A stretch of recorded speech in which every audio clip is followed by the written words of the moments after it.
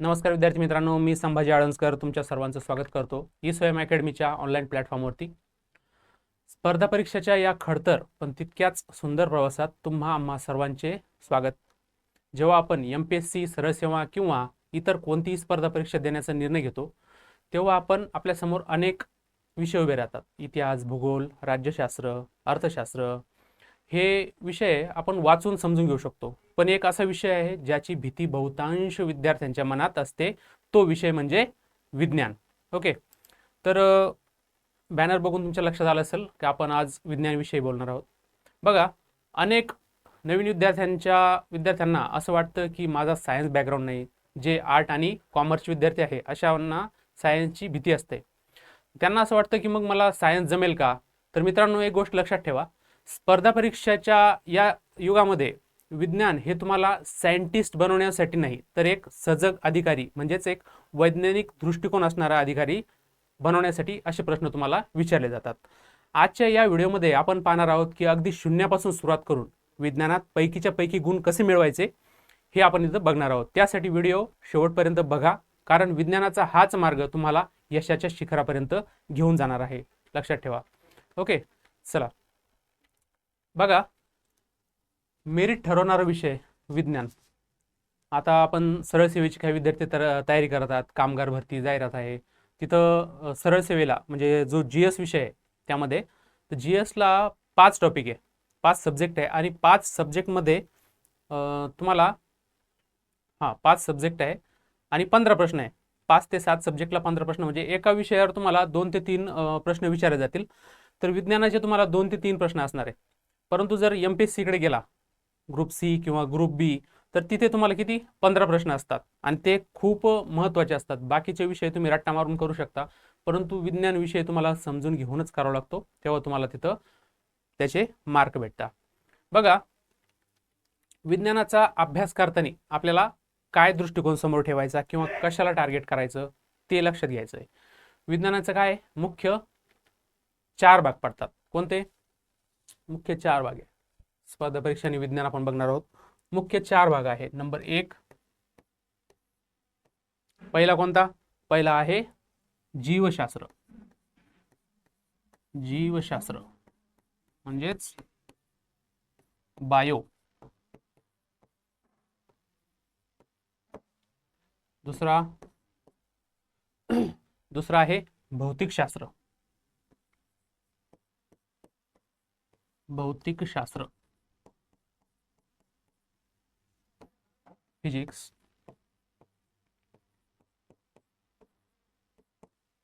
तिसरा आहे रसायनशास्त्र.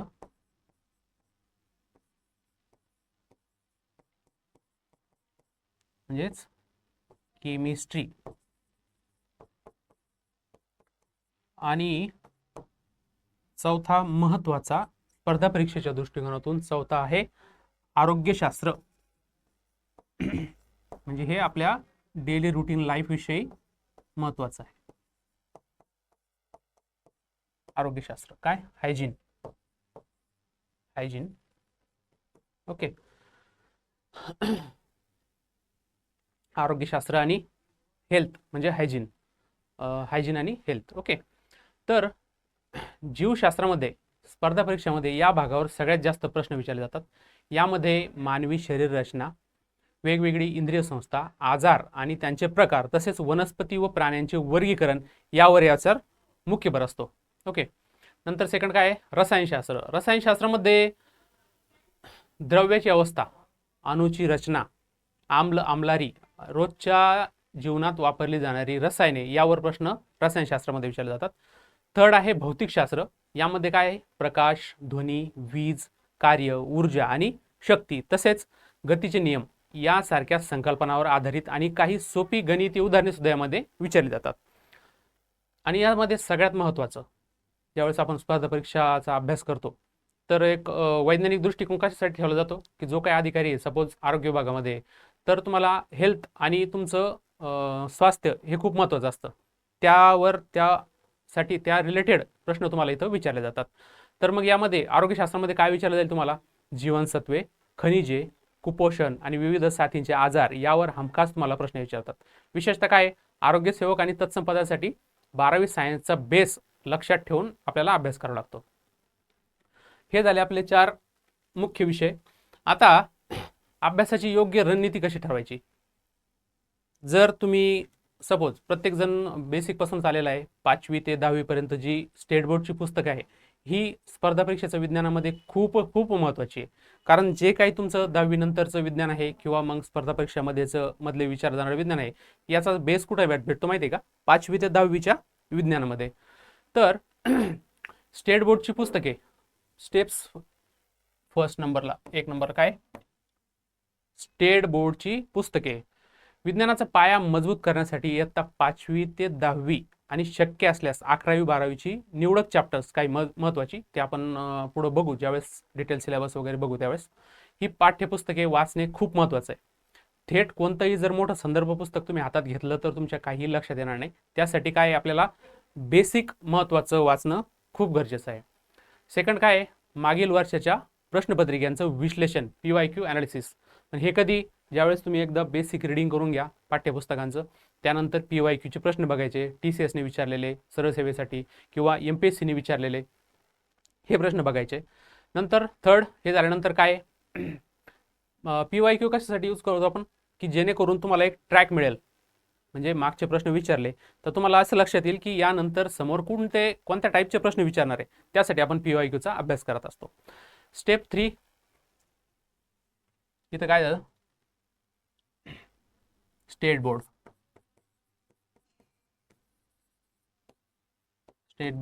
बुक. 2 नंबरला PYQ, 3 नंबरला शॉर्ट नोट्स.